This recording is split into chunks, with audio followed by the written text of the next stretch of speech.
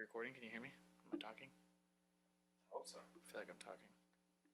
I feel like you're talking too. Make sure, Thank God. make sure this is going good. Sometimes I get worried. Yeah, especially since we're doing Am I talking? something a little different. Am I not talking? It's my spit filter there. Hey, pal. Back in the saddle again. Yeehaw. Here we go. Round 3 now. In the hot seat. I know, we're just all over the map. Sharky little round hot seat. 1 was number 4, round 2 was number 3, round 3 is not even part of Round the 2 franchise. isn't canon though, right? Yeah, technically round 2 doesn't even exist, which is round 3. But the 4th movie is considered the 3rd movie in the Jaws franchise by Universal. Fuck! I need a drink. Yeah. On that note. What have we gotten ourselves into? To sharks. Here, here.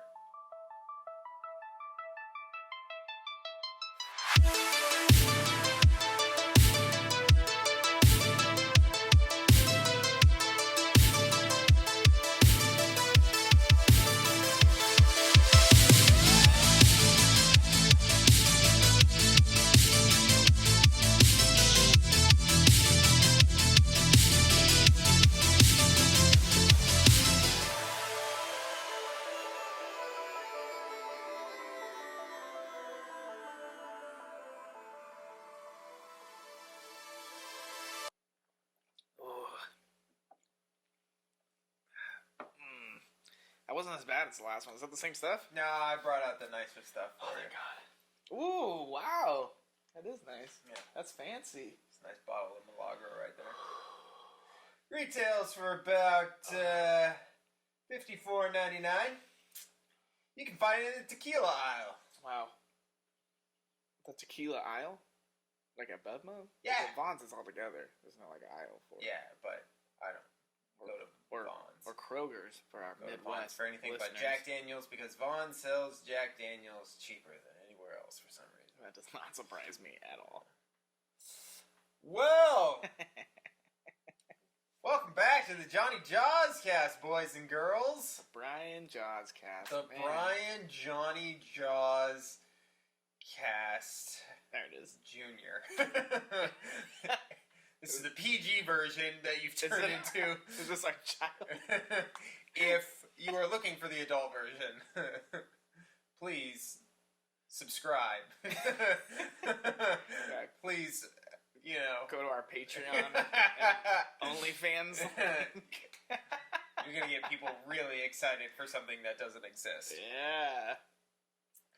I am your host, Johnny Horror Maresca. With me is my dear buddy... Brian Calvert. Oh! No, god damn. You thought I was gonna forget. No, you stared into my soul. I knew exactly what was coming. God damn it. Stupid. It was a mistake. Oh,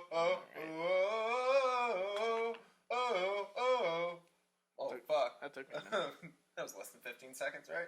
We're not gonna get copyrighted for that, right? What song was that? Oh, that's good. Forget what it is. Forget the actual name of it. You probably shouldn't say it anyways. No, I shouldn't. I know the actual name of it. We have but thousands. I can't say it for legal reasons. Of listeners that are reported. A lot of people out there gunning for us. Yeah. Don't give them any more ammunition than they already we're have. so fucking famous that people want to destroy our lives now. Talking to you, Andreas. Oh, fuck. Do you think he listens to this? No. No, he I don't think anybody listens to this. Probably for the best right now. If anybody tune in, they're like, what the fuck are these assholes talking about? Do they even know? Well, this is what, our 3rd podcast, but our 7th Episode. episode. Technically, yeah. So, if you've made it this far, Yep. god. Props. What a fucking ass backwards way we went about it, too. DM your address to Johnny and he'll send you something in the mail. Obviously. Don't. It'll be an expensive gift, Don't. probably. Don't do that. People are gonna start attach pictures. Any asking for pictures you this want. now. Please.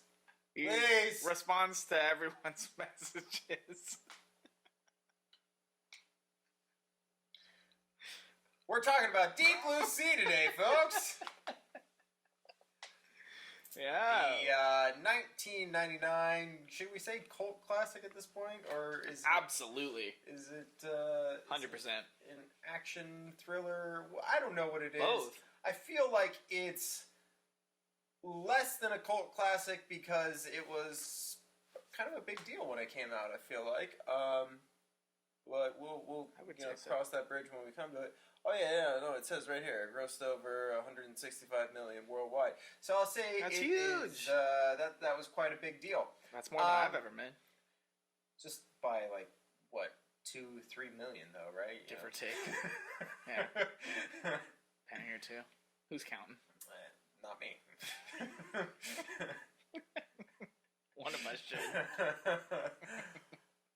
Yeah, folks, today we're going to be talking about Deep Blue Sea. We have covered 2 movies in the Jaws franchise so far, Jaws the Revenge and Jaws 3D. We're kind of taking a backwards ass approach to this franchise because I wanted to end on a high note. Instead of ending with Jaws the Revenge, I figured we would bite the bullet and get that shit out of the way first. Thank God. I agree. You know, it's kind of a weird sell to people who may come across our podcast, but you know, I think it's a lot better to end with Jaws proper as opposed to Jaws the Revenge. But all that said, we wanted to take a quick break to really kind of extend this series because we've been having a good time doing it. There's only 4 movies in the Jaws franchise, but there's a lot of shark movies and a couple that I would say, I mean, damn near every shark movie is going to be inspired by Jaws in one way or another. Yeah. However, there are some that I feel are more directly related to the Jaws films, Deep Blue Sea being one of them. And we're going to talk about a couple of those films before we decide to wrap up this series. They deserve some love. Yeah. Not a lot of people, I don't see a lot of people talking about Deep Blue Sea. So this is going to be... Underrated. Yeah, it's going to be fun. Really looking forward to it. That being said, this is still the Jony Jawscast. And we want to talk a little bit of Jaws stuff before we dive on in to the Deep Blue Sea. So I had a buddy of mine, his name is Alan. He was able to send me some beverages via the U.S. Postal Service, if you can believe it or not. I have yet to be able to try the beer that Quint drinks in Jaws. Now, forgive us if we butcher this. We got it. We look Narragansett. There it is. Narragansett. Yeah. All right. Nailed it. Got a couple of cans from my buddy Alan. I have yet to crack one open and try it. This is gonna be my first sipping of this beer that I have been familiar with since I was about 9 years old when I first saw Quint crush the can. Brian and I are going to crack these beers open right now. We're going to give them a taste. We're going to talk about them a little bit. And then Brian's going to give us a little bit of background on how this beer specifically came to be the beer that Quint drinks in Jaws. So here we go. We're going to crack these bad boys open. I'm so excited. Me too. I've only been Wow. waiting most of my life for this. This is pretty great. You can take a look at that right there. Narragansett. It is the 1975 limited edition can that they used in Jaws. You ready for this? No. Me neither. So exciting. Cheers, pal. Cheers, buddy. Cheers, guys. Here's a swimming with bow-legged women.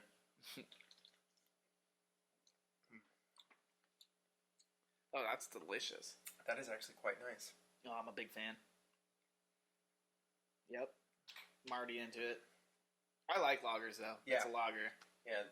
It's pretty light, and there's definitely a hint of sweetness to it, right? Yeah, on the it's good, on the end there. Yeah. Ooh, that's tasty. Yeah, I could definitely see this. Definitely not biased opinion by any means. Definitely see this being a beer that you could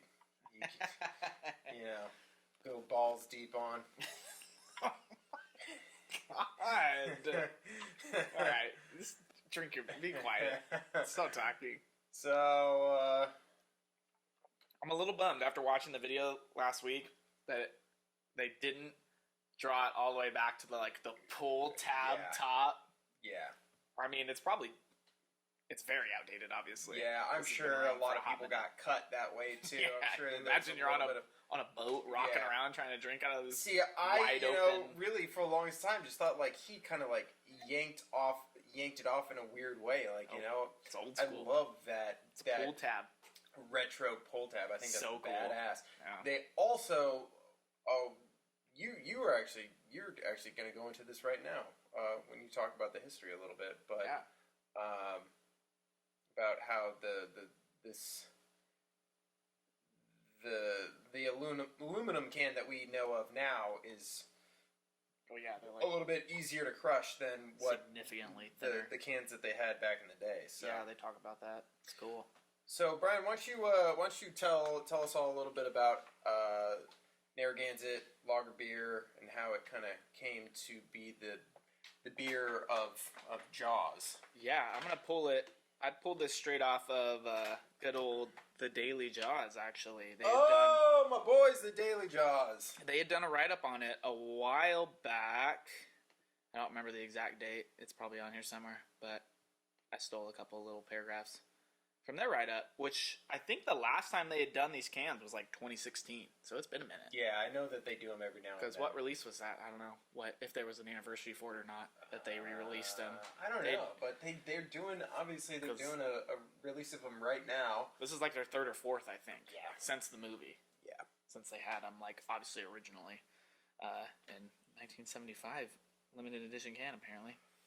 But,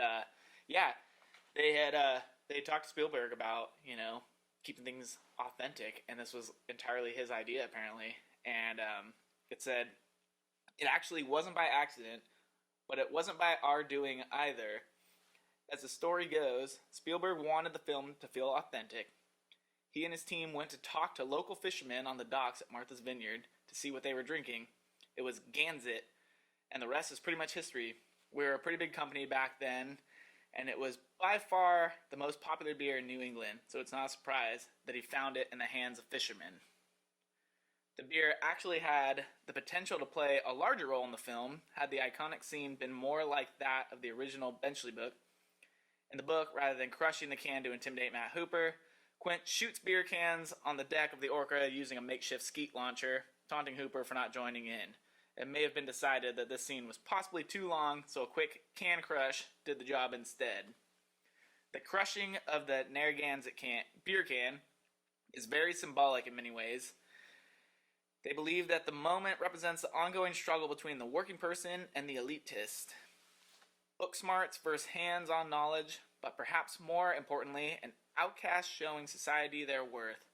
When the film was released, cans were made with much more metal, so the feat of strength was much more impressive than it would be with today's aluminum cans.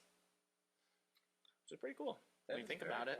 Yeah, I really want to get my hand on an old aluminum beer can. Yeah, sure that must be quite the thing. Right? Yeah. Crush an old beer can. Really get into it. Well, we got to thank our boys over at the Daily Jaws again for doing that write-up. That if you They don't are mess around. a fan of Jaws and you are just tuning into this now and you have your head in the sand for some reason, the Daily Jaws is the place to go and find all the best Jaws content. They do videos, they do blogs, they do posts on Instagram. Daily, if you can believe it or not. So head on over to the Daily Jaws. They are, for lack of a better word, the shit, and they deserve your support. So thank you for that, Bri. Yeah, and thanks again to my buddy Alan for giving us these beers. Thanks, Alan. It's quite a treat. It really is. Absolutely. That's cool. It's got a little shout out and everything. Yeah. Yeah. I love the old school labels. They're so rad. Yeah. It's awesome. I dig it. Retro. Like the boat on there and everything. Yeah. It's really, I'm here for it. really does work. Yeah, it says on the side of the can. You're lucky enough to be holding a genuine collectible limited edition retro Gansett lager can. The graphics on this can are the ones we used throughout the 1970s. And yes, this is the can that the captain crushed in the famous movie about the big ass shark. The beer inside is our award-winning lager, so drink up and enjoy. Cool. Just like the captain and a big ass shark. Like, Yeah. we're not getting sued for using names that we can't use right now. Yeah, they really walked the line there, but I like that a lot. gets the job done. I want to crush it so bad, but I also don't. I'm very conflicted. Yeah, I get that. One can, I'm gonna crush. One can, I'm for sure gonna crush. We're gonna make a cool video about it. Yeah, I'm excited. I'm looking forward to that. Yeah. Stay tuned. Moving forward, though, we're going to talk about the 1999 American science fiction horror film directed by Rennie Harlan, Deep Blue Sea. Yeah. In the film, a group of dumbass scientists decide that they are going to try and cure Alzheimer's by doing some dumb science shit like making giant ass mako sharks super duper smart so they can harvest proteins from their brain to try and cure the human mind of disease. In doing so, dumbass scientists unleash monsters unlike anything known to man and are slowly picked off one by giant eating machines, blah, blah, blah. Actually, I don't know if we've seen this all before. This is actually a pretty unique premise. Unless, of course, you are familiar with the 1993 film Jurassic Park. What? No. Totally different. This is just a Jurassic Park ripoff with sharks. And really bad acting. Oh, man. But we're going to get to that. Right out the gate, I think it's a good idea to start off on a positive note. Good call. Good call. So we are going to talk about the things we liked in this movie. So, Brian, go ahead and give me the good stuff, man. Ooh, the good stuff.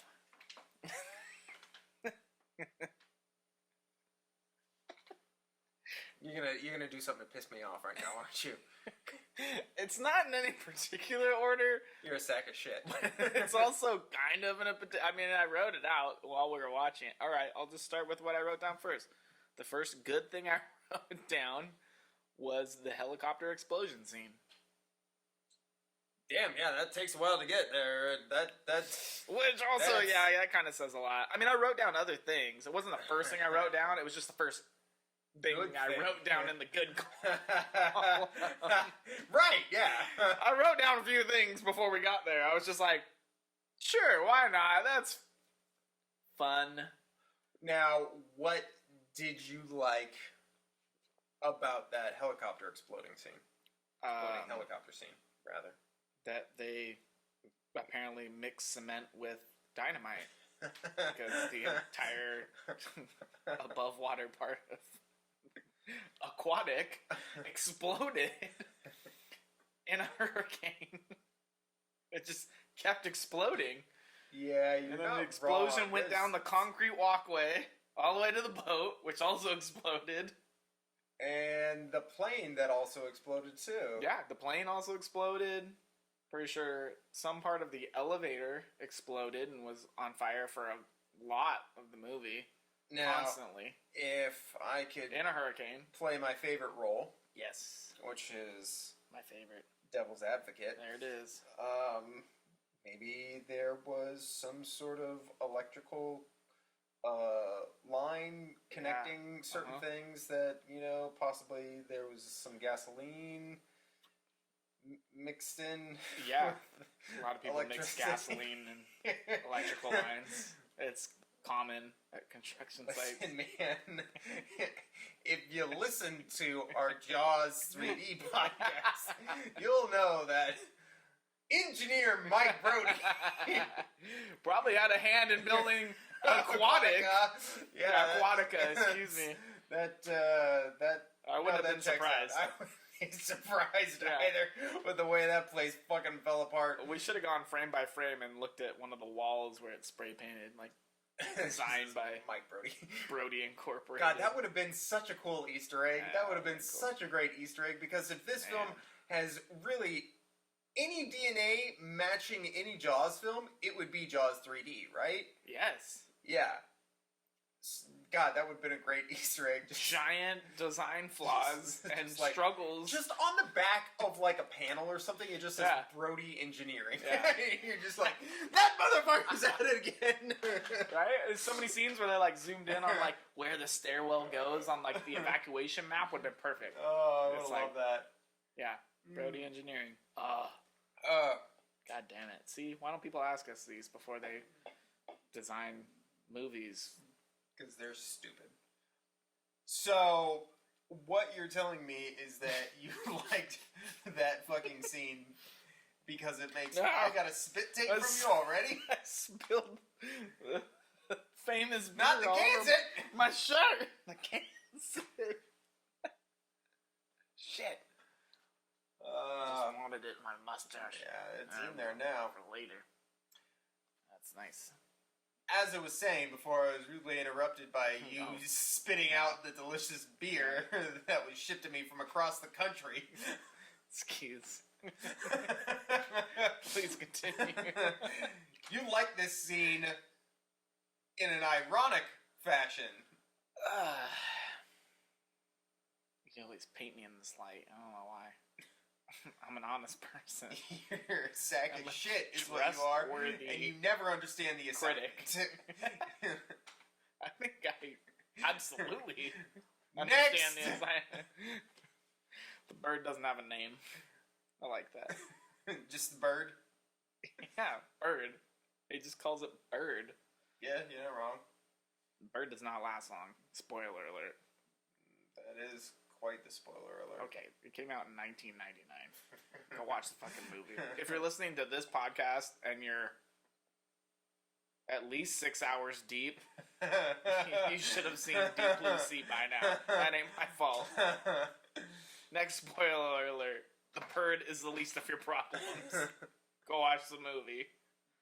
Everybody dies. Mostly, yeah. You're welcome. You've now watched the movie. What else you got for Jaws. I really like the shark vision. Oh yeah. I actually thought that was kind of cool. That's cool. I like that. That was a cool take. We can touch on the CGI later, but I thought it was kind of neat. Yeah. I mean, they did the best of what they probably had at the time. But I thought it was pretty rad. Just the shark vision, right? Yeah, it's like through their eye. It didn't make any sense because their eyes are like pretty much on the sides of their head. It's definitely facing forward as it's swimming. That would be a hard sell. And I really, again. Yeah. I feel like most of sharks' sensory stuff comes from their nose and their right, whatever that fucking their lateral line. Oh right, yeah. Connected to the word that I can never fucking remember. It's like a medulla oblongata or some shit like that, where all their sensory stuff is. It is some word that is something like that. I can't think of it now. fucked it up so badly, but you were pretty close, I think. Yeah. But yeah, that. We can look it up right now, but I'm gonna go with that. Yeah. I'm happy with that answer. God. Final answer. Gears are spinning right now in my head, and all I can think of is... Okay, alright, here we go. What's the... I had more. Pull it up on your phone. Where's your phone? No, now I don't care. I like that Breach's kitchen scene, blowing up the shark. Yeah, that's very... That's like very early 90s, I feel like. That whole scene, the flicking of the lighter that would be impossible to light. That's in a couple of movies, too. Yeah, not only was it submerged underwater for quite some time. Yeah. Like, if it was in the same pocket he pulled it out Yeah. of, he's like in chest deep water the whole time. But I feel like in a couple action movies back in the day, that was like a thing. You light the fucking Zippo and throw it like 20 feet and it still ignites. I'm like, I just feel like people don't I'm really understand curious. Like, does it stay lit? I've never thrown a fucking Zippo that far because they're kind of expensive. It's not some fucking big lighter you just chuck around. No, and they're, honestly, Zippos are a pain in the ass because you have to refill them. Yeah. They burn out super quick. Yeah, it's a lot of work. I don't want to throw it anywhere. But I mean, I guess if I had the chance to blow up a shark, I probably would throw it. Yeah. But I'm kind of curious. We should buy a Zippo lighter. Somebody, mail us a Zippo lighter. We'll make a video of us throwing it and see if it still stays lit. I just feel like we could Mythbuster that shit. Yeah, see? Yeah. Shark bust that shit right there. Shark busting. Start shark busting these kills, see if they're real or not. It'll be like that Jackass video. We'll get you in the water, see if that's how they actually, can tear people in half or not. Is it possible? We don't know, but we'll find out. And then we're gonna throw a Zippo at it afterwards. The Jony Sharkbuster podcast. Boom. Doesn't roll off the tongue that great. We might get a tequila sponsor though. You're not wrong. Especially if someone gets bitten. Yeah, see? This is what I'm talking about. Pour the tequila to, Because I feel like if anything, you throw a Zippo like 20 feet at something trying to light like a pool of gasoline, which is what it usually is. I feel like if anything's going to light it, it's probably going to be like the spark of the Zippo just making contact with concrete or asphalt. The Zippo's going to land and the thickness of the lighter is going to prevent the flame from actually hitting the ground where the gasoline is. Yeah. Maybe like the little flint in the wheel might do something on impact. I don't know. It was a fun scene though, and I was really into it. I just love how the shark like pushes its way in the double doors. It was a fun little like not Jurassic Park like kitchen scene callback, but it was just a little. That's what it made me think of. I guarantee you that's what I felt when they were filming it. Someone in that set was like, "All right, so this is gonna be like Jurassic Park." Sorry, I'm saying someone, and I mean the director Rennie Harlan, who is fucking Swiss as fuck. Nice. So I'm already diving into the accent. Let's do it. Yeah, I'm here for it. So cool. Can I call you cool? Guess what we're gonna do? It's gonna be just like Jurassic Park, right? It's gonna be better than Jurassic Park. People are gonna talk about the scene more than they're ever gonna talk about Jurassic Park, because you're gonna throw the Zippo, and it's going to be an explosion. Yeah, you're gonna blow up a shark. Yeah, very like early 90s, like late 80s action scene for sure. Slow motion, fire, one-liner, explosion. Yep. I dig it. As the shark lunges at him, it explodes behind the shark, but kills the shark, and he's chilling. He jumps It's great. from the blast in slow motion too. Back out the double doors, right? Yep. Said double doors. When I was talking to Marshall earlier, he was like, "Oh, had you never seen this movie before?" And I'm like, "Oh no, I definitely saw it when I was a kid." And I was like, and I used to think it was terrifying, which is my next thing on my kids list. Sharks patrolling the hallways. Yeah. Scariest thing to me when I was a kid. Out of the entire movie. That's all I remember when I was a kid, of being just like, oh my god. That fin just making the turns, just patrolling all the hallways looking for people. I love that shot, and we both talked about it. It's so the cool. shot of the shark moving in whatever like exploded opening. Oh yeah. From the outside, and you just see the fin moving in, curving through that so cool opening, and you hear the music play. It's a very, very good, eerie, like foreboding shot. You know, I'm so into it. Yeah, I like that a lot, and I agree. I remember before I had a chance to actually watch Deep Blue Sea proper, I was a youngster, and I was staying at a hotel with my mom, my brother, and my sister when I was probably like 12 or 13. All right. And we turned on the TV, and actually the LL Cool J kitchen scene was what was playing. Classic. And I just saw like maybe like a minute of it. Basically, the last thing I saw was him falling in the water off of the rack. That's terrifying. And then we changed the channel. Oh. And so I just assumed that he died. Oh, I was convinced that he died. We went and played out in the pool later in the evening, and I was terrified. Just thinking, we were playing in the jacuzzi, and I was terrified. Because if you see the scene, the shark's in like the shallowest of water. Yeah. So why not a shark that could come eat me in a jacuzzi? I was in a jacuzzi the other day, and I was just thinking about it yesterday. And I was just thinking about it, and I was like, man, Johnny and I just talked about like that childhood fear of having a shark in the pool, and I'm like, jacuzzi's just about the same. And then you watch Deep Blue Sea, and I'm like, if anything fucking instilled that fear in me when I was a kid, it was Deep Blue Sea. It wasn't Jaws. Yeah. I mean, Jaws is terrifying because it's sharks and whatnot. But like Deep Blue Sea, that's like nipple high water. Like that's like there shouldn't be a shark there. That's safety zone. you're safe. That's why it's so freaky. Yeah, they're patrolling those hallways. Yeah, it's so creepy. They're in places where sharks aren't supposed to be. I love it. Yeah. And it's so cool because they literally look like just little sentries. They're just like, it looks like they should just be like walking down the hallway. Like, there's no fishy business going on down here, right? Fucking Goombas from Mario. Yeah, exactly. But no, it's like the, genetically engineered Mako great white tiger shark with just a fin sticking out, and it's just perusing the hallways with debris floating around. Poor LL Cool J is climbing fucking kitchen shelves, hiding in ovens. Poor bastard. It's my nightmare.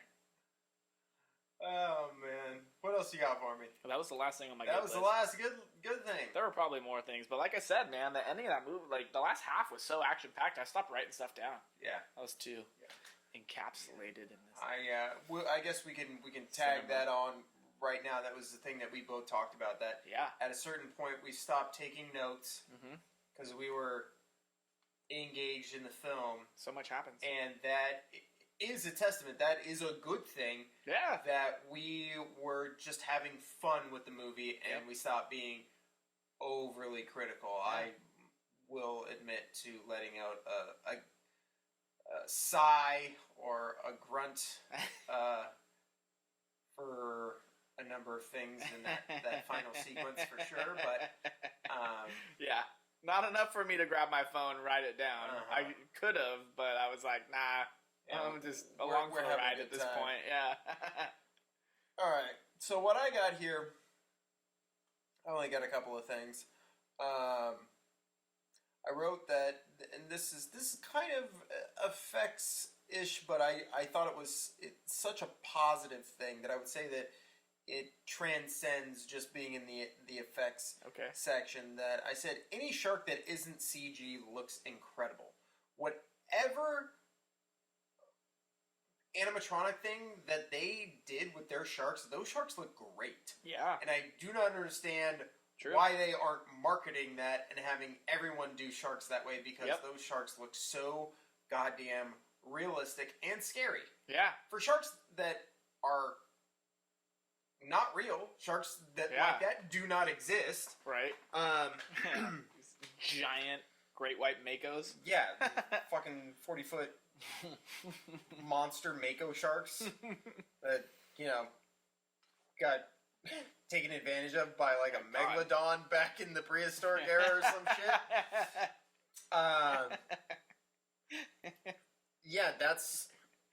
Those sharks look really cool. Anytime it is like the real animatronic that looks like a real shark. Yeah. It really does. Yep. So I thought that was really, really, really, really good, and I still, after all this time, am very impressed by how good that the quality of those sharks look. Yeah, I agree. I got here. Stellan Skarsgård chews up the scene like a motherfucker. The man's not in a lot of the movie, but every scene he's in, he's just like fucking swagger, doesn't give a shit, just kind of like this gruff. Oh, sharks have been da-da-da. Like, it's almost like he's trying to do a Robert Shaw thing. Oh, right? His little quips here? Yeah. I was there for it, though. Yeah. I mean... I love it. True. I would... Honestly, he is probably, like, my favorite character in the movie. Yeah. He's, like, the most enjoyable person because of his, like... I don't know, his gruff, devil-may-care attitude that's, like, slightly over the top, but you're like, I'd sit and have a couple of margaritas with this guy, why not? But he does it, they put it in a way it's not, like, shoved down your throat. Yeah. Every other character, it's like, this is their character. Yeah, I agree. Love or hate it. And we'll get to that. True. Good point, though. This is something that is not necessarily the movie itself, but more in relation to the marketing of the movie. But as I was thinking, watching this movie, thinking about it, I was like, this movie. I remember seeing the poster for this movie in the theater when I was a kid, and I was too little to watch it. And I just remember seeing this giant cutout of the girl just standing there and this massive beast of a shark that's at least 3 times as big as what the actual sharks in the movie are. Like, Right. It is portraying. I mean, again, if we're being honest, you know, yeah, you know, they're not wrong in what they're doing. They're overselling it, but you know, it's been done before. Yeah. But I remember being very, very get every drop. Oh, that was delicious. Narragansett, baby. Oh. There it is. That a baby. That one's for you. You get to keep that can, buddy. I don't want to crush it. I'm not going to crush it. I'm going to fight every urge in my body to crush that. But I remember seeing it in the theater and just being transfixed. And, like, whatever movie we were going to go see, I remember kind of, like looking at my dad and then just, like, looking at this poster as I, like, walked past it. Probably going to see friggin' Star Wars for the 3rd time. But, like, second best poster for a shark movie, I think. Behind which one you're talking about now. It's the one right here. If you, it's this one. Oh, yeah, okay. Yeah, just this She's giant in, like, waist deep shark. water, and it's like that a fucking shark school bus behind her. That shark is the size of a 747, man. That thing seriously. is giant. Yeah. Like... That is, like, that's what the Megalodon poster should have been. Yeah, really. You know? That is... that's accurate size-wise. Fucking for the Megalodon. Cool and scary-ass poster, you know? I love that. Because it's not even in the water, you know? It's, like, on top of the water. Fully above the water. It's like so bottom cool. jaws barely touching the water. And it's like, it has a great 90s tagline, you know? Bigger, smarter, faster, meaner. Just, wow. Money right there, man. That's, what else could you want? Yeah, love that. Jaws 10.0. Obviously. I like the music in this movie. Ooh, I like the score, rather. We'll get to the music later. But the score for this film, I really enjoyed. It's so different than anything Jaws related. They use these almost like... It's almost like... Reminds me of like icicles being tapped or something like that. It's okay. It's like little light almost like water trickle sound. This do do do. Oh do, yeah. do, Yeah, it makes it very like creepy. Yeah, it's eerie. It is a very nice compliment. Yeah.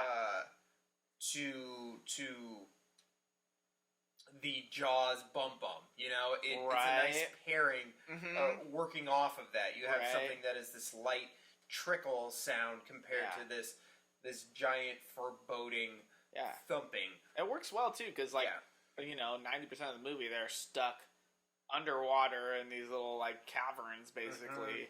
Yeah. So it suits it really well. Yeah. Like it sells the scene. It makes it creepy. Yeah. It helps for sure.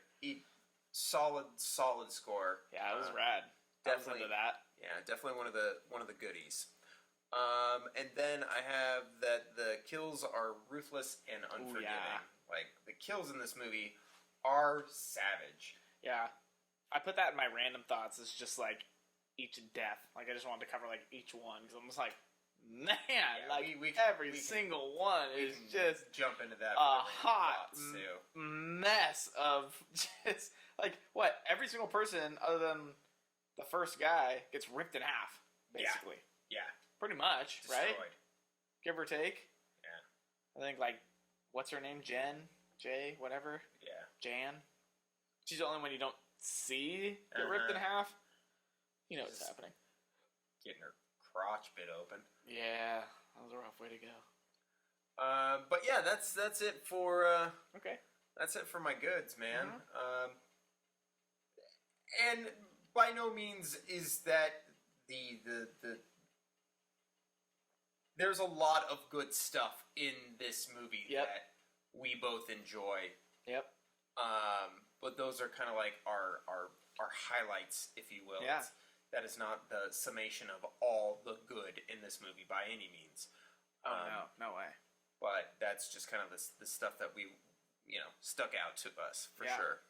Yeah, like I said, by like the second half, there's so much happening. I was just like, I stopped writing stuff down. I was just like, oh man. Yeah. Like, it's just action packed after that second half. And I'm just like, pretty, I'm just along for the ride at this point. Yeah. I don't want to like take the time to write something down because I know I'm gonna miss something. Like I'd rather just watch it. It's been years since I've seen that movie. I'd rather just ride it out. And enjoy it. Which I did. It was fucking great. Yeah. I love that fucking movie. God, it's so stupid. It's awesome. Now, speaking of so stupid, speaking of so dumb, speaking of the shit. There it is. Why don't you go ahead and tell me about the stuff you didn't like? Oh my god. Top of the list. The dialogue. Yeah. Brutal. At least in the beginning. It's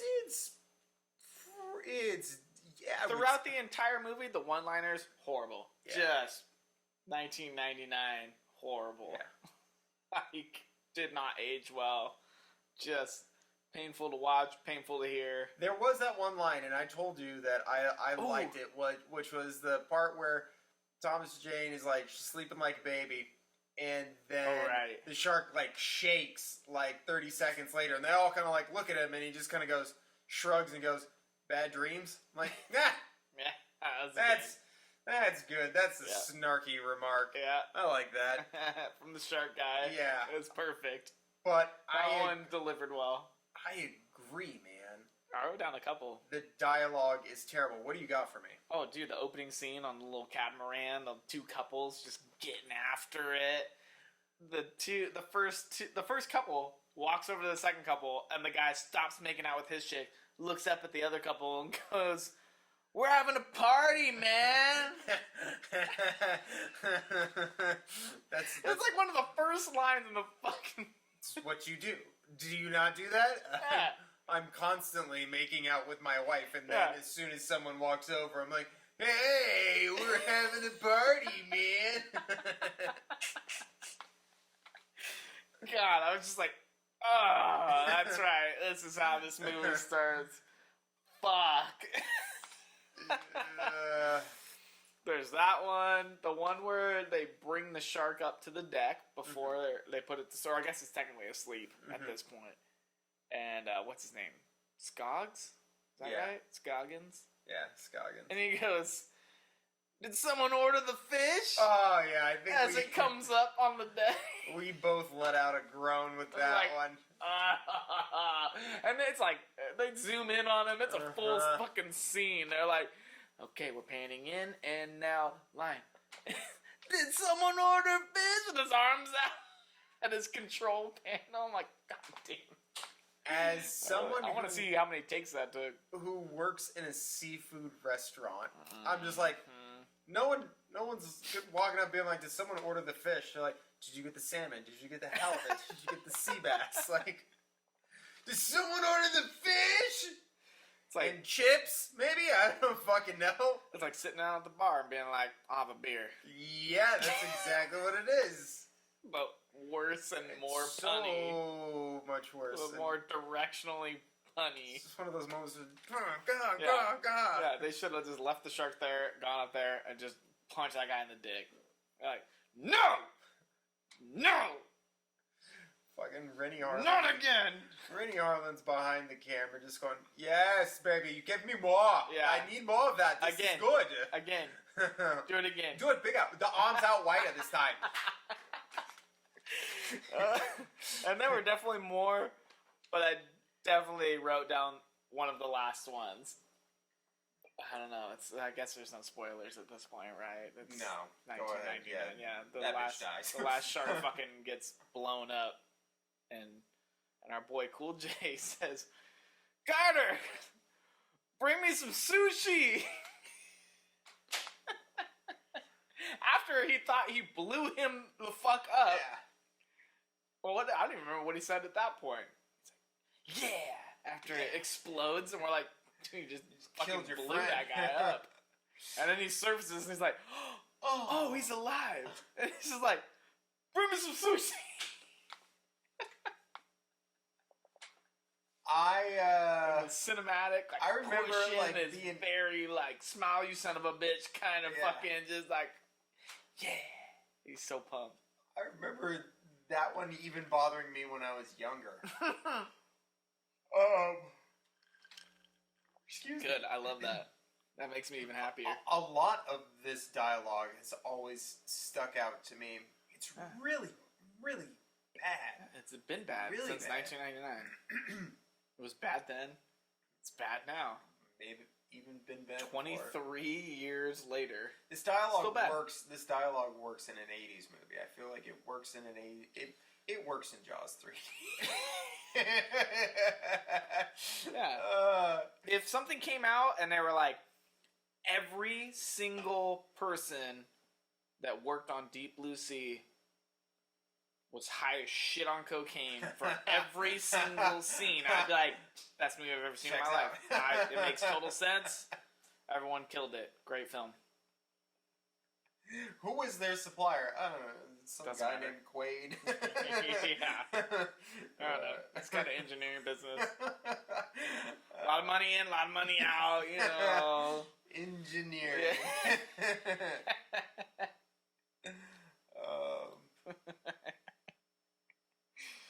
God What damn. else? What else you got for me?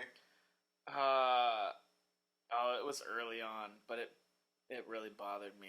It was a really long scene, which is the first scene with LL Cool J feeding that bird whipped cream.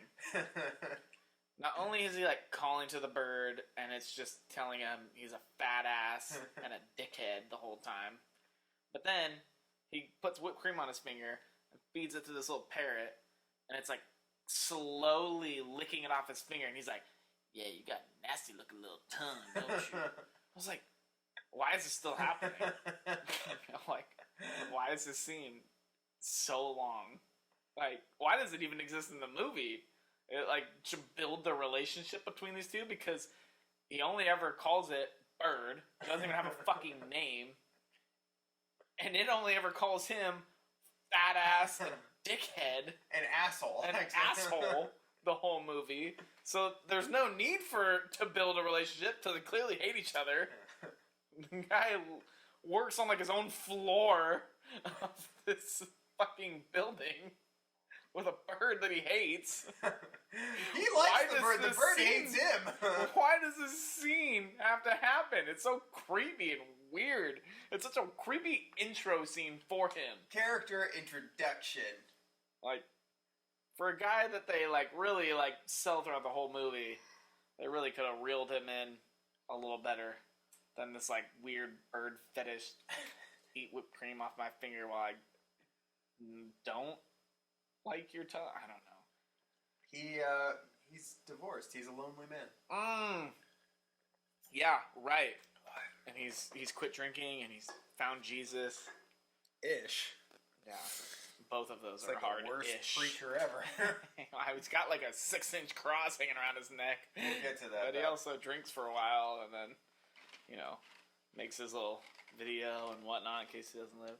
Anyways, I noted how the sharks were swimming backwards, but they note it in the movie. Yeah. And it's because of their evolution and their expanded brain, I'm assuming.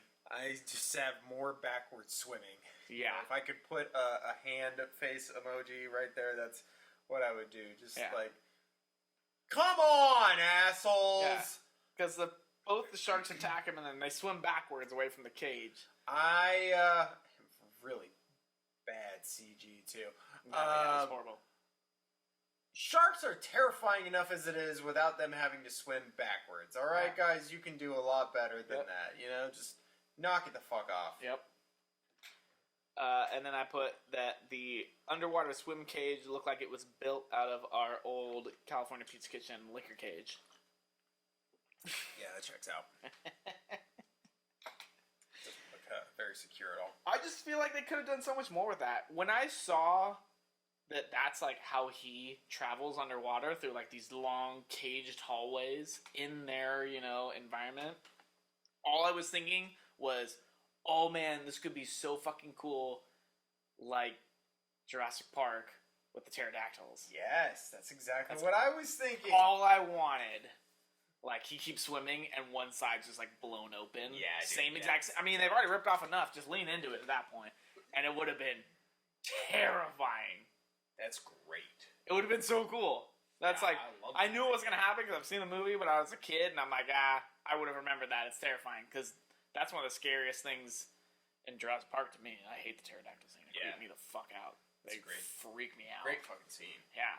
Freaked me out for a very long time when I was a kid. Yeah, dude, I never even thought of that. I remember, thinking just the eeriness of that scene, but, yeah, dude, that's badass, because I think it's such a long hallway, but that would have been so cool. That's badass, yeah, I would have loved that. So cool. He gets out in there, and it's just wide open. Out into the deep blue sea.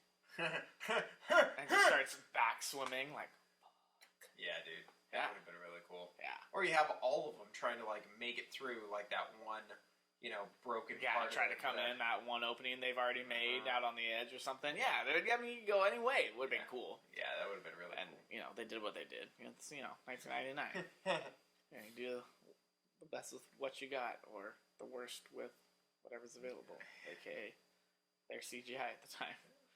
So, but, that's where I wanted it to go. Yeah. I was just like, God, this cage already looks shitty. He's going to get attacked in there. Because, come on. Mm-hmm. And it happens. And it's, about as climactic as I thought it would be. Yeah. But yeah, that was the last thing on my bad list. Oh man, you ducked out pretty early on I put a couple things on my random list, but, and they could be bad, could be good. I don't know. They just kind of tacked them in there. Yeah. But that was my bad list, for the most part. Yeah. Alright, so... Yeah, what you got? Right out the gate, assholes on a sailboat at night in the middle of the ocean. Where are these motherfuckers coming from? There's no wind, they have their sails down, and they're partying. It's a party, man! We're having a party, man! The other guy didn't know that they were having a party. Is a party 4 people? I don't think 4 people equates to a party. I just don't. I think you're going to the wrong kind of parties, apparently. Guess so. What kind of parties are you going to? Not with 4 people on a catamaran, but goddamn. That's what I'm saying. What the fuck is that thing doing out? Like, the shot, the opening shot is the open ocean with that boat. Yep. In the middle of the ocean, nothing is near them. The lighting is just horrible, too. It's terrible lighting. You can definitely tell that, like, it's filmed on the set, you know? And, like, yeah, also, very, very brightly lit ocean. Maybe they have a couple of little lights on their boat, but how are they not terrified at being lost in the middle of the ocean at night? Having a party. I mean, think about it. You're on a catamaran. You got your lady. He's got his lady. Coked out of your mind. You're probably, you're all just blitzed. Just snow cones up your brain. But if there's any safety that you need to worry about, it's the fact that you're right up against the wall at the Truman Show, where the lighting comes from. So you're chilling. If you fall off, it's like knee deep. That actually explains the moon. Right? It's right there. Literally touch it if you wanted to. And you're good. Which is probably why they're so concerned when something starts breaking through the bottom of the ship. Like we're in a kiddie pool on the Truman Show. What's happening? I'm not taking this bit any further. I'm putting a stop to it right now. Very second thing that I have is the very second thing that I've noticed, which is the shit 90s music. Oh, yeah, that's right. All the music that plays in this movie that is not the score is terrible. Horrible. So yeah, it's the worst. All of it. Yeah. Even the end credits. Sorry, So Cool bad. J. I don't man. care that you're a shark. He put his heart into it. He really did. But god damn, the music, the music that they play on the catamaran, the music that they play Yep. on the dock at the party. Yep. What are these fuckers listening to? I was raised in the 90s, and it's not. Nobody got some fucking Nirvana or Foo Fighters or some 9 Inch Nails or something. Fuck, man. The 80s wasn't that far behind either. Give me some Kenny Loggins. I don't give a shit, man. Yeah, it's right there. Some fucking... Literally anything. Michael Jackson... They probably couldn't afford Michael Jackson music, actually. I don't think they could afford a whole lot. I think that they blew not their after their CGI budget. Was CGI and Samuel L. Jackson, I think, blew them out of the water. Pun intended. Yeah, aggressively. I have the normal tiger shark. That bit where, like, you see the tiger shark get dropped in there, and I'm like, this is supposed to be a tiger shark. I forget that it's supposed to be a normal tiger Well, that shark. was the thing. I thought it was one of their genetically engineered ones. I'm like, all right, I guess it's weird because it's big too. It's huge, ginormous. Yeah. Like a 20-foot. Yeah, I was gonna say that's like as big as the shark in Jaws. Yeah. And it's just like a casual tiger It looks like a great white Yep. with fucking stripes painted on it. Yeah. And then 2 minutes after that scene, fucking annoying scientist blonde bimbo gal tells Sam Jackson, "Oh no, that's the normal. That's one of the normal ones. The scientifically engineered ones are over here." And we both kind of like did a double take and looked at each other like, wait, what the fuck? Have you seen a tiger shark before? Did anyone do any research? I honestly don't know if they saw sharks? any sharks before they made this movie. I think so. Wouldn't have been surprised if these motherfuckers had legs. They're all modeled after bottlenose dolphins. Clearly. With the exception of LL Cool J, none of the characters are particularly likable. They're really not. I stand by what I said about the Skarsgård character. Yeah. I like him best out of anyone in the movie. Yep. But he's really not a likable guy. There's nothing about him that you're like. Nothing really stands out. He's not kind of a dickish, man, he's you know? Cool. Like, and he's kind of up his own ass, which is there. Why I like him. True. But even the Thomas Jane character is so bland that, and everything out of his mouth is just, oh yeah, the world, I'm jaded and I'm cool. I'm on parole and that's why I'm here, because I don't make waves. Yeah. I can swim with sharks that don't float. Yeah. I make waves. But it's painful. Preach is really the only truly likable character. Yeah. And they really push it. Yeah, and really, at the end of the day, he would be, in any other movie, not the most likable character. So, by default and sheer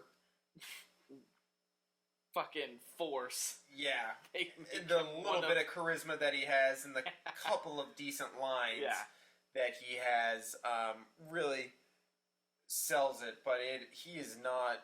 God, I mean, no one in this movie is likable. Nope. At all. Yeah. Yeah. And I'm not sure if that's the writing, the directing, or the performances, or all three. But backward swimming, all caps, horrible dialogue. Yep. Overuse of slow-mo. There is so much slow-mo in this movie. There really is. And it is so unnecessary. Yeah. Really slaps you in the face here and there. Like, all right, okay, yeah. Here comes a shark. Another window broke. Some more water. We gotta slow down. You know, more water's pouring. Anytime there's an explosion of water of some kind, there's slow motion. Aggressive slow mo. Like, okay, we get it. Anytime there's running, swimming, explosions, water, just slow-mo, slow. And I'm sure, it's like Universal Studios, man. You can only do so much with your actors and, just gallons and gallons of water to get them to, sail down a hallway. Yeah, you should probably slow-mo that shit and, do what you can to make it easy on them. Yeah. Hide a line, whatever, tug them, whatever you gotta fucking do. But, every single scene, I'm like, okay, water's rushing in. Give me some sense of urgency. At this point, I just assume water moves really slowly and I don't care. I don't know why they're running anymore. Close the door. Seal it off. Water moves, super slow. Close the hatch. What are you bitching about? Yeah, speaking of closing the hatches and water moving super slow. Good lord. That is something that I don't have in my notes, but it is something that both you and I consistently talked about throughout the movie. Is that there's no way these motherfuckers would be able to shut these doors with the amount of pressure. I'll give them this. They're 30 feet below water, or sea level, and they're trying to close a hatch. Yeah. And that room has burst. It's filling with the ocean behind it. Yeah. And they're managing to close that hatch. Yeah. Fucking never. Superheroes over here. Yeah. You're 6 feet below the surface. That Thomas not Jane happening. and Scoggins. Yeah, exactly. And the off chance that freaking Sammy Jackson was around. Yeah. And even the scenes I don't even think he had his hands near the door. He's like, close that shit! Speaking of Sam Jackson's overacting. My God. Sam Jackson's overacting. It's on there? You know what I should put on my good list? With Skarsgård, when he's alive, when he has both arms, they're about to do the injection, take the protein out of the shark's brain. He takes a cigarette out. His wife, or girlfriend, whatever she is across the bay from the shark, facing him, at her own computer monitors. He's at his. Pulls out this random cigarette, licks the end that you're supposed to light, and then puts the normal end back in his mouth, and then looks at her, and she's just like, "Oh, what are you doing?" kind of look. And he, like, gives her this shrug, like it's for good luck or whatever. I guess so, yeah. I've never in my world... Is that a thing? I'm really curious. So, like, lick the... Lick the end you're gonna light?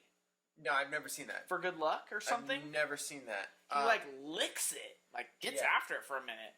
And then puts the normal end back in his mouth with the filter. Doesn't ever light it. Well, keeps it in his mouth. I think he's getting ready to light it. I think that's what it is. And that's when the shark takes him. No, I think he is about to, like, he licks it and he's getting ready to light it beforehand to, like, help him zen out or whatever. And then his gal pal, like, sees him and gives him the look like, you're not supposed to be smoking. That's what that look is. Yeah, also, you're, like, pressurized. The most obscene, like, oversell. Looney Tunes, like, smoking!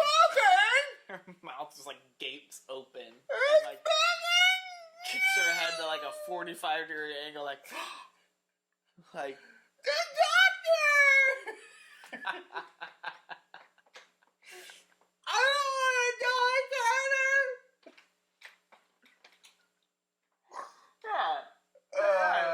She oversold that facial expression more than she did her death scene. Yeah, God, it was so aggressively. Yeah. But it should have been on my goods list because I was like, damn, I've never seen that before. And he just like, this is what I do. I lick the fucking cigarette, I put the filter in my mouth, and then, you know, by the time I decide to light it, once we're celebrating, and I'm like, yeah, you did good, shark, it rips my fucking arm off, and then I never get to smoke the cigarette that I licked. Instead, the shark scoops me up like live bait and spits me into a glass wall and never eats me, and I suffocate and die, drowning. Oh, what a tale! Of all the deaths, I still think his is the worst. Yeah, he gets put through the ringer. Like, it just takes so long. It takes so long. Everyone else, for the most part, gets bitten in half. Would you just fucking lose your shit if when fucking Carter finds him under the water like an hour later, it like moves? Whoa! I just want him to float over with a cigarette in his mouth. That's where I thought you were going.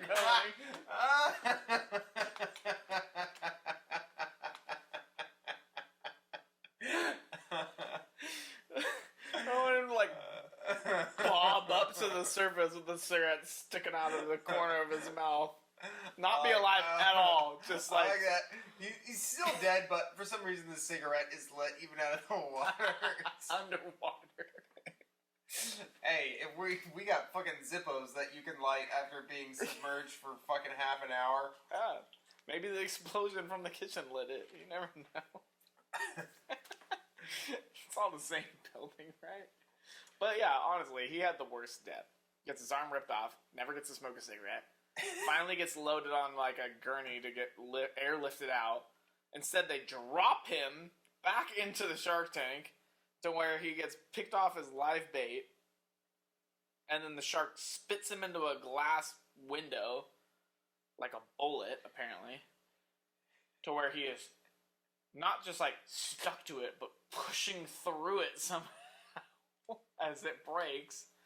And then he bursts in with it. Then that room fills up and he drowns.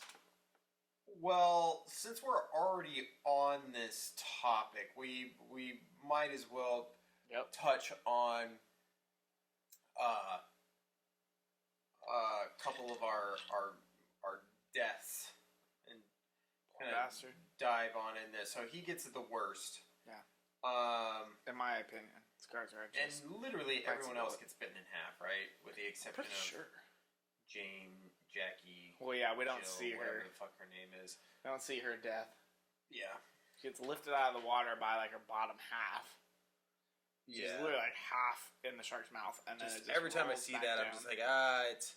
And it's just churned up red, and that's it. Biting her private parts right down the middle. It doesn't sound fun. Watch your mouth. You said private parts. That's about as nice as I could say it.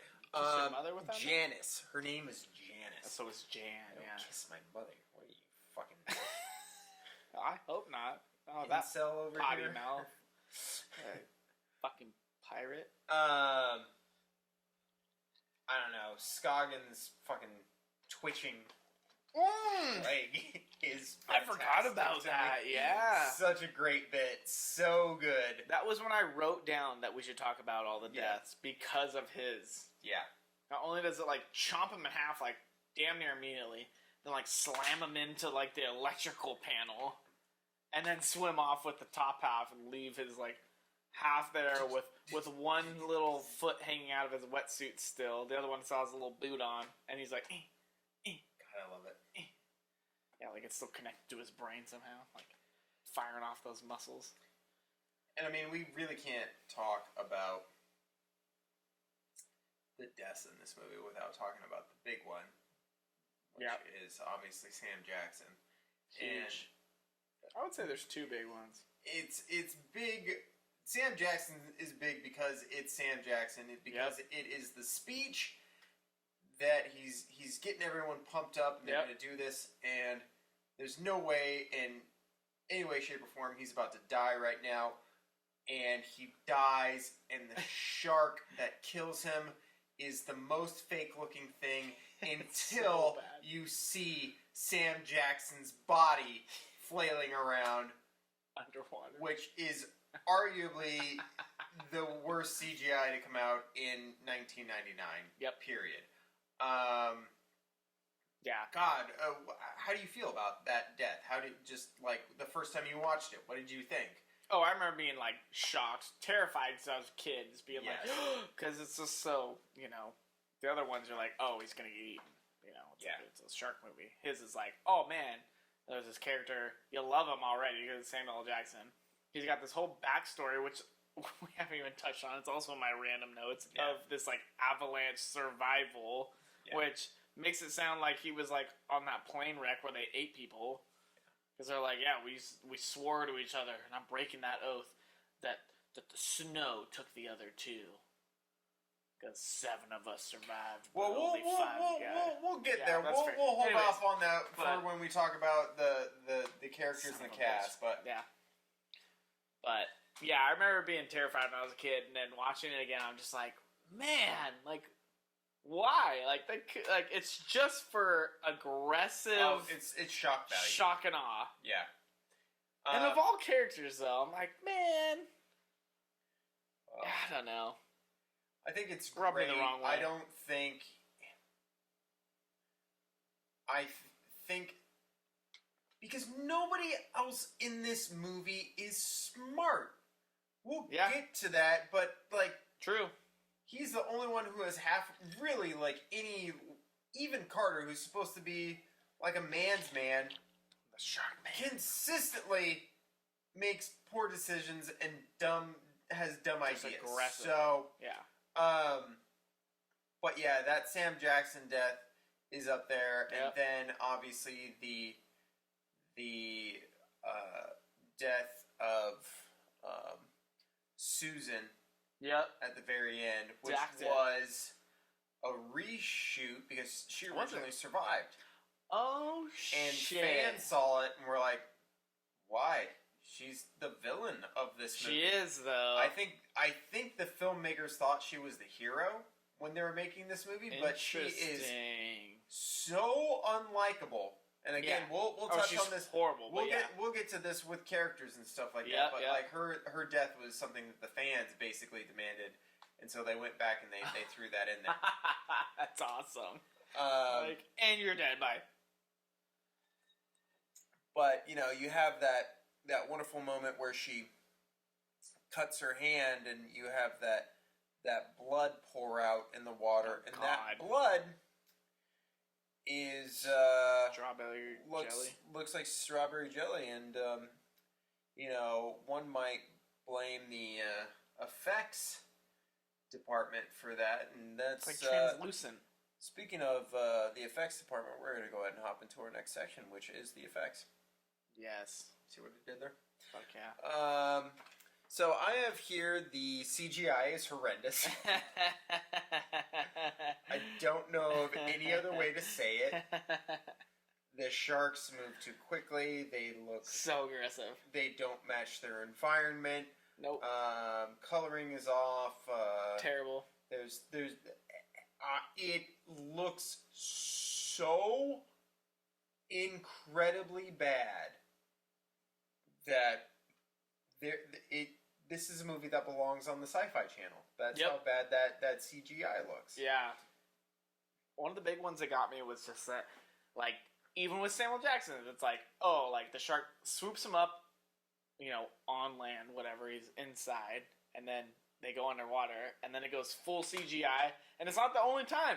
There's so many times it goes CGI for people as well. Yes. And it just looks horrible. Yes. Just horrible. I think because it makes such a hard transition to just shit. Everyone except for Skarsgård and Jan go CGI when they get killed. So everyone gets bitten in half, so it has to go CGI, and it's all underwater. They all kill it. They all get killed underwater, and it's like, Jesus Christ. How much do you think they use like the same setup for all those deaths, and just kind of change the environment a little bit? God. Do you think that would check out for like, Probably. let's save money? We'll just use the same like digital blueprint for the shark grabbing the person, ripping them in half, thrashing in one direction or the other, or flipping it, having the body parts go, and then we'll just kind of change it up a little bit, like copying homework. Yep.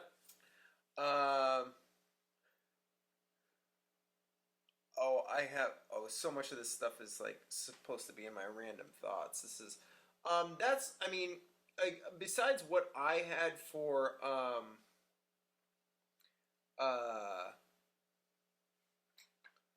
the animatronic sharks, the live action sharks. Yeah. That's basically what I had on effects. I do think that makeup and their blood is a little too light for me. Like, even when it's in the water, it's a little too pinkish. Yeah. But the thing of Susan cutting her hand, like, we all were like, God. Celeste was like, is that supposed to be blood? Like, it looks so bad. I said it looks like gel. It looked like red food dye hair gel is what it looked like. Yeah, it's like if Old Spice went red instead of blue. Yeah. That's what it looked like. Yeah. Do you have anything on effects or that was mostly it. I put down Shark Vision again because as much as I love the idea and like the way they executed it, it was just, again, it comes down to like that CGI, they're putting you through the view of a shark, and they're putting you like through the same room you've already seen in live action in the studio, and it's just the CGI is just so rough and just so fake and shitty looking. Yeah. When it was like out in the open, the Shark Vision thing was kind of it was a cool idea at least, but like as soon as they started using it like indoors, and they're like, oh, they're gonna break through this door and all that shit, I was like, oh god, it looks so bad. Like, keep it to outside type of thing if you can. But yeah, it was a little rough around the edges. Any random thoughts that you wanna hit me with before we wrap up this segment? Yeah, I put down two of them. Two, both of which Samuel L. Jackson. First of which, random fucking the birthday celebration and him just going vodka straight. Just so gross. Upset me. Made my stomach hurt. Yeah. It pissed me off. Me too. And I was like, really? You're taking Samuel L. Jackson? You're going to make him order vodka straight. Also, on just from a bartender standpoint, they have the chef being the bartender, super fucking weird. And a recovering alcoholic being the bartender, also not ideal. And then he orders a vodka straight. And he gives him a vodka in a shot glass. He didn't order a vodka shot. He ordered a vodka straight, which Not typically neat, straight. is a martini. I was gonna say it's not neat. It's straight. Yeah. Which is also So, just, from two bartenders right there, little things like that. It just that really rubbed me the wrong way. And it's in a weird fucking glass too, Yeah. which is just dumb. But there's a lot of things wrong in that God. fucking 10 seconds right there. So yeah, I agree. That was a bad one. The other one was his whole past with this avalanche thing, which we can go into characters later. Yeah. That was just a random one that I was like, all right, what are we doing with this? Yeah. Okay. Cool. We'll hold off then. Then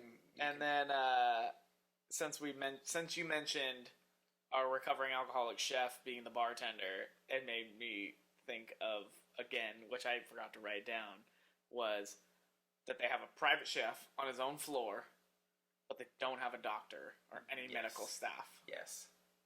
And they're dealing with genetically modified sharks. Yeah. It seems to be a big... that was a good one. Big thing there. An interesting choice on staffing. They had a bird. Yeah. They have a bird. Maybe the bird was the doctor. Maybe he was. You never know. Susan at one point says, "I'm not that kind of doctor," when they're trying to save Skarsgård. So, She's the genetic shark doctor. She just pulls protein out of brains. That's what she's there for. God, the more I hear it, the angrier I get. I have here the JP setup. Obviously, as we stated before, this is really a rip-off of Jurassic Park, probably more so than Jaws. You have the people leave the island, as it were. Oh, right. For the weekend, the storm blows in. Yep. You have people isolated. You cut them off from communication. Yep. Everything goes awry, and the dinosaurs, sharks, break out of the compound and start killing people. So yeah, they mentioned the skeleton crew on the weekend. So I was like, that's wow, very, very JP right there. I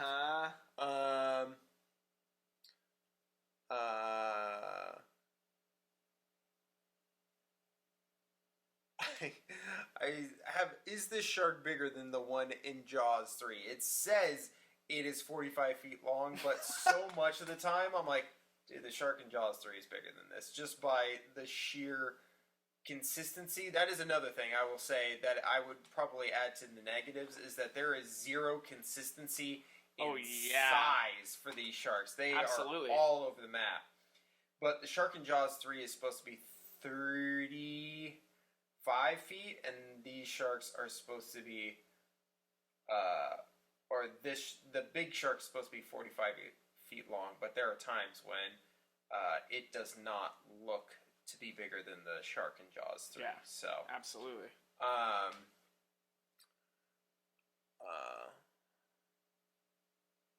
have. I got you right here.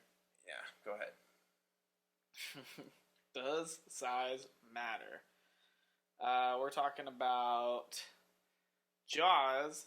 They call Bruce 25 feet long. Yes. Deep Blue Sea, 26 feet long. In order to do Spielberg one better, in quotes. That's what they say. I thought they said in the movie it's supposed to be 45 feet long. And then in Sharknado, it's 23. In case you're curious. Interesting. And then Mega Shark vs. Giant Octopus. I don't care. Prehistoric Megalodon, 59 feet. So I have here something that you will probably not be familiar with, but hit me. Rennie Harlan, the director of this film, is also the director of the Sylvester Stallone action thriller Cliffhanger. Okay. And in the beginning of Cliffhanger, there is a truly fucking horrific scene in which mountain climbers are trying to essentially get to safety, and to do so they have to go across a zip line over a giant fucking drop. And one of the mountain climbers ends up falling to her death. Okay. And that is the opening of the movie. And the movie What the never fuck? reaches those, forgive the pun, never reaches those heights again. It is one of the most intense and just gut-wrenching scenes I've ever seen in film. My It is God. awful. Very realistic and very hard to watch. Now, Jesus. before the mountain climber falls to her death, Right. she has like a teddy bear, and we see this teddy bear drop. And Rennie Harlan did this, showed the teddy bear dropping to really sell that height. Okay. Now, in the very beginning of this Yeah. movie, on the boat, when the shark first attacks the catamaran, there is a teddy bear that gets knocked off into the water, and we see that teddy bear fall down. Yeah. I almost wrote it down. I saw that, and this is the very first time that those two things clicked. What the But fuck? Rennie Harlan did an Easter egg to his own movie, and I thought that was sexy as fuck. That's super cool. Yeah, so Yeah, the teddy bear sitting on top of the radio that's playing the shit music Yep. that gets bumped off into Yep. the water, which is weird because then you only see the teddy bear itself sink. Yeah. You don't see the Yeah. radio, but But that teddy bear again is a nod to the teddy bear falling in the beginning of Cliffhanger. that's so cool. So I caught that this time around. I was like, son of a bitch, that was really fucking cool. That's awesome. And I have actually never, ever, in all my like all the shit that we follow as far as like film things Yeah. and all the things that I've ever read, I have never found anything that mentions that. And should that make is that definitely like a thing that I feel like someone would have mentioned. So You should do that. that was kind of a cool find. That's rad. Yeah. That's super cool. I'm into that type of shit. That's awesome. Wrap this up super quick. Everyone except Carter looks like an asshole in a wetsuit. Yeah. Everyone who puts on a It's wetsuit embarrassing. just looks ridiculous, and Yep. pretty much all the cast except LL Cool J ends up in a wetsuit. Yep. And I'm happy to see them dispatched because they all Yeah. look terrible in wetsuits. Absolutely. And then, just a random thought. Does Preach survive? He looks like he's pretty okay at the end of the movie, Got but that fucked up by a motherfucker lost a lot of blood. To the biggest shark. Yeah. To which he stabbed it in the eye. But he also got bit on his like femoral artery. Yeah. So I honestly thought he was gonna bleed out for a hot minute, and then he just like climbs his way up, pulls out the harpoon gun, handles business. Yeah. But I mean, it looks like he's in good If spirits. you had to put but money on it. dead, Yeah, me too. I think so. super fucking dead. Yeah. The most dead of dead. Yeah. Alright, gang. Well, we're going to go ahead and cut this bad boy short because I don't know what time we're at right now, but I feel like we're probably pushing Been like an hammering hour 20 or something That's like my that. guess. Yeah, hour 22. That's my Yeah. guess. Ready to All go. right. So we're going to go ahead and wrap this episode up. Thank you guys so much for tuning in. We are going to be continuing on with our discussion of Deep Blue Sea. We're going to be talking about, for the upcoming episodes, we're going to be talking about the behind the scenes of the film, the production, the writing, probably the music, the characters, the actors, and how the film did at the box office, and then eventually our final thoughts. We've got some awards to give out too. And we do have a couple of awards to give out as well. Okay. So thank you for tuning in to this episode of the Jony Jawscast. I have been your host, Johnny Horror, and with me, my dear buddy Brian Calvert. And we're going to see you guys on the flip side, all right? Hot diggity dog. I just want to drink more. I think we can manage that. Cans it. No, the beer, not Oh. in general, but No, I yeah. can't do that. I mean, You're yeah, I know. you're shit out of luck, son. Yeah, who's your pal? Alan? Thanks, Alan. Holla.